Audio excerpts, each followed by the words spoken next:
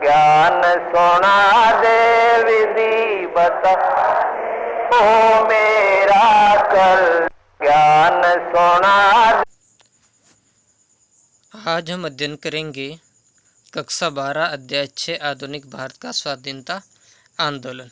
बहुत ही महत्वपूर्ण चैप्टर है और आपकी जो बुक्स है इसका सबसे बड़ा चैप्टर यही है। इस चैप्टर के अंदर हम देखेंगे जो सामाजिक और धार्मिक सुधार आंदोलन हुए उन आंदोलन के बारे में हम अध्ययन करेंगे। अब होता क्या है, 19वीं शताब्दी के अंदर सामाजिक और धर्म सुधार आंदोलन जिसका भारतीय समाज के ऊपर बहुत ही गहरा और व्यापक प्रभाव पड़ा था। इस जो सामाजिक और धार्मिक जो सुधार आंदोलन जो इसके स्वरूप और व्यापकता की दृष्टि से इस हम सामाजिक और धार्मिक जो सुधार आंदोलन है उसे हम आधुनिक इतिहास का पहला अखिल भारतीय आंदोलन माना जाता है। इस चीज़ को आप बहुत नोट कर लें आपके पास मैंने तो कि जो सामाजिक और धार्मिक जो सुधार आंदोलन है उससे आधुनिक इतिहास का पहला अखिल भारतीय आंदोलन माना जाता है। क्यों माना जाता है? क्योंकि जो इसका स्वरूप और इसकी जो व्यापकता थी उसकी दृष्टि से इसको सबसे बड़ा आंदोलन या कह सकते हैं पहला अखिल भारतीय आंदोलन माना जाता, जिसका स्वरूप राष्ट्रीय था। यानी संपूर्ण भारत के अंदर इसके अंदर जो धर्म के क्षेत्र में और समाज के क्षेत्र में जो भी बुराइयां कुरीतियां आडंबर आदि आगे थे उन्हें सुधार के लिए इसे प्रारंभ किया गया। तो इन सभी आंदोलनों से क्या हुआ, एक तरफ भारतीय संस्कृति की रक्षा हुई और दूसरी तरफ जो हमारा अतीत था यानी जो बीता हुआ समय था, जो हमारा गोल्डन पीरियड था जिसके बारे में मैंने आपको अध्याय संख्या 1 के अंदर भी बताया था, उसके हिसाब से भारतीयों में आत्मसम्मान और आत्म गौरव की भावना को जगाने का कार्य इस आंदोलन के माध्यम से किया गया था। यही इस आंदोलन की सबसे बड़ी विशेषता मानी जाती है। इसके अलावा जो इस आंदोलन है उसने जो भारतीय समाज है उसकी जड़ता को तोड़ दिया और बदलती हुई परिस्थितियों के अंदर समाज को रूपांतरित करने का प्रयास किया, जो अपने आप में इस आंदोलन की बहुत ही महत्वपूर्ण कड़ी है। फिर नेक्स्ट इसके अंदर हम देखेंगे इस आंदोलन के कुछ कारण। अब कारणों के अंदर जो ईसाई मिस्त्रियों का आगमन था, कुछ यूरोपीय जो विद्वान थे उन्होंने भारतीय संस्कृति की प्राचीनता और श्रेष्ठता को उजागर किया था, और पश्चिमी सभ्यता का जो प्रचार था, समाचार पत्रों का योगदान था, अंग्रेजी शिक्षा ने भी भारतीयों को इस बारे में क्या किया था, जागरूक किया था। इन सभी बातों के बारे में हम विस्तार रूप से जानेंगे। नमस्कार, मैं हूं अशोक कुमार और आपका मेरे चैनल कबीर क्लासेस 58 और स्टडी 58 में स्वागत है। वीडियो को लाइक करें और लाइक करने के साथ मेरे चैनल को सब्सक्राइब जरूर करें। अब देखेंगे विस्तार से। ब्रिटिश शासन प्रणाली ने भारतीय समाज को प्रभावित किया और ब्रिटिश साम्राज्य और औपनिवेशिक संस्कृति के विस्तार के विरुद्ध भारतीय जनता में भी प्रतिक्रिया हुई।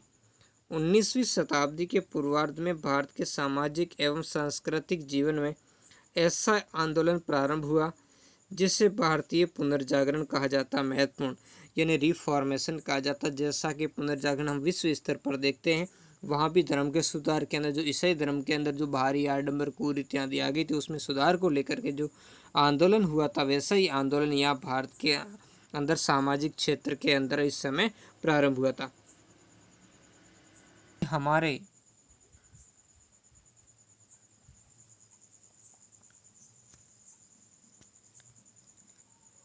सामाजिक ढांचे में ही सबसे बड़ी कमजोरी देखने को मिल रही है, तो इन्होंने सबसे पहले इसी को दूर करने का कार्य किया था।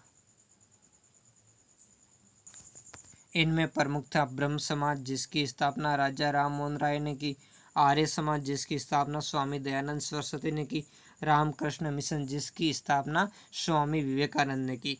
जैसे आंदोलनों के माध्यम से समाज और धर्म के सुधार के प्रयास किए गए और सामाजिक आंदोलन के उदय के निम्नलिखित कारण, इनके प्रमुख कारणों के बारे में हम अब अध्ययन करेंगे कि इसके क्या क्या कारण थे। तो पहला कारण है अंग्रेज व्यापारियों के साथ ईसाई पादरी और धर्म प्रचारक 1813 ईस्वी के बाद बड़ी संख्या में भारत आने लगे। जो 1813 का चार्टर अधिनियम आया था, उस अधिनियम के द्वारा अंग्रेजों ने भारत के अंदर ईसाई मिशनरियों को धर्म प्रचार की क्या कर दी थी, अनुमति देती थी। इससे पहले कंपनी का लक्ष्य था और यानी कंपनी का ये मानना था कि धार्मिक मामलों में अभी कोई हस्तक्षेप हमें नहीं करना चाहिए। इस कारण वो ईसाई मिशनरियों को भी भारत के अंदर जो धर्म के प्रचार की छूट नहीं देते थे। ईसाई मिस्त्रियों ने हिंदू धर्म की आलोचना कर भारतीयों को ईसाई बनाना प्रारंभ किया था। धर्म एवं संस्कृति की रक्षा के लिए धार्मिक सामाजिक आंदोलन आवश्यक प्रतीत होने लगे, क्योंकि अगर हमने अपने धर्म में अपने समाज के अंदर सुधार नहीं किया तो हम इनका क्या जवाब देंगे। तो इससे प्रति यानी ईसाई मिस्त्रियों ने जो हिंदू धर्म की आलोचना की, इसके प्रति उत्तर में और हिंदू धर्म की रक्षा के लिए जो आंदोलन चलाया गया उसे ही हम सामाजिक और धार्मिक आंदोलन के नाम से जानते। भारतीय समाज में कालांतर में आई बुराइयों को समाप्त कर ईसाईकरण को रोकने का प्रयास किया गया, ताकि क्या हो, हमारे समाज की वापस पुनर्वृद्धि हो सके।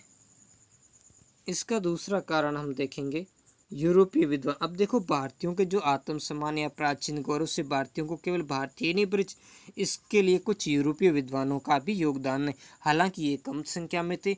अधिकतर जो यूरोपीय विद्वान थे उन्होंने भारतीयों को हीन, भारतीय संस्कृति आदि को हीन दिखाने का प्रयास किया था और अंग्रेजों को एक भारतीयों के सभ्य बनाने के रूप में उनका उल्लेख किया था। लेकिन कुछ विद्वान थे जिन्होंने सच्चाई का साथ दिया। उनमें थे विलियम जोन्स, मैक्स मुलर आदि, जिसके बारे में हम पहले अध्याय के अंदर भी पढ़ चुके थे। ये विलियम जोन्स वही है जिन्होंने किसकी की थी, एशियाटिक सोसाइटी की स्थापना 1784 ईस्वी में की थी। तो आदि इन्होंने क्या किया, इन्होंने भारतीय इतिहास, धर्म और साहित्य का अध्ययन कर ये बताया कि प्राचीन भारतीय सभ्यता में क्या थी, प्राचीन भारतीय सभ्यता विश्व की महानतम सभ्यताओं में से एक थी। बिल्कुल ही हमने जैसे पढ़ा था, हड़प्पा सभ्यता थी, उसके बाद हमारा वैदिक पीरियड था, वो सारे विश्व की सबसे महानतम सभ्यताओं में से एक रही थी। उसके बाद के समय में भी हम देखें तो भारतीय संस्कृति के जो सर्वश्रेष्ठ उद्गार है, जो उत्तर भारत के अंदर हम देखते हैं, जहाँ बाहर से बाहर भी उनका प्रभाव देखने को मिलता है। बंगाल की एशियाटिक सोसाइटी, जिसकी स्थापना मैंने आपको बताया विलियम जोन्स ने 1784 ईस्वी के अंदर की थी, ने कई प्राचीन भारतीय ग्रंथों का अंग्रेजी में अनुवाद किया और अपने गौरवशाली अतीत की जानकारी से भारतीयों में आत्म गौरव और आत्म सम्मान की भावना क्या हुई थी, उत्पन्न हुई थी, जो भारतीय बुझे दिलों के अंदर वापस पुनः लोह को जगाने का कार्य इन्होंने किया था। नेक्स्ट तीसरा पॉइंट देखेंगे, पश्चिमी सभ्यता के प्रचार ने भारतीयों को संशकित यानी भारतीयों के अंदर घबराहट पैदा, उनके अंदर डर पैदा हो गया, उनके अंदर शंका पैदा हो गई कि अंग्रेज आखिर हमारा धर्म ही नष्ट कर देना चाहते हैं, हमारी धर्म संस्कृति, हमारे सामाजिक ताने बाने सबको अंग्रेज क्या है, समाप्त कर देना चाहते हैं। उन्होंने भारत को पश्चिमी सभ्यता के प्रभाव से क्या किया था, बचाने का प्रयास किया था। समाज सुधारकों ने भारतीय धर्म और संस्कृति में विश्वास बनाए रखने के लिए प्रेरणा किसको दी, भारतीयों को दी, और कालांतर में आई हुई रूढ़ियों को समाप्त करने का प्रयास किया। और इसी रूढ़ियों के बारे में हम इस चैप्टर के अंदर आगे बढ़ेंगे कि वो कौन कौन से महापुरुष थे और जिन्होंने इन किन किन रूढ़ियों के ऊपर कार्य किया था। हर महापुरुष का अलग अलग रूढ़ियों को समाप्त करने में उनका योगदान रहा है। चौथा हमारा कारण है, समाचार पत्र पत्रिकाओं ने भारत के पुनर्जागरण में महत्वपूर्ण भूमिका निभाई है। किसी भी समय जब समाचार पत्र पत्रिकाएं प्रचार का बहुत ही महत्वपूर्ण माध्यम, व्यक्तिगत संपर्क उतना नहीं हो सकता जितना कार्य ये समाचार पत्र पत्रिकाएं कर सकते हैं, और वैसा ही कार्य आज सोशल मीडिया कर रहा है, जिसके माध्यम से विभिन्न सूचनाओं का बहुत ही कम समय में आदान प्रदान किया जाता है। अंग्रेजों के दुर्व्यवहार के समाचार इन अखबारों के अंदर छपने लगे। इन्होंने अंग्रेजों की कमजोरियों को उजागर किया, उनके द्वारा भारतीयों के ऊपर किए जा रहे अत्याचार, दुर्व्यवहार यानी उनके भारतीयों के साथ में खराब बर्ताव करते थे, भारतीयों को क्या पिटाई करना, भारतीयों को अपमानित करना, रंग भेद की नीति चलाना, भारतीयों का शोषण करना। तो इस तरीके की सारी बातें समाचार पत्रों के अंदर अब प्रकाशित होने लगी, जिससे जनता के अंदर जागृति आई थी।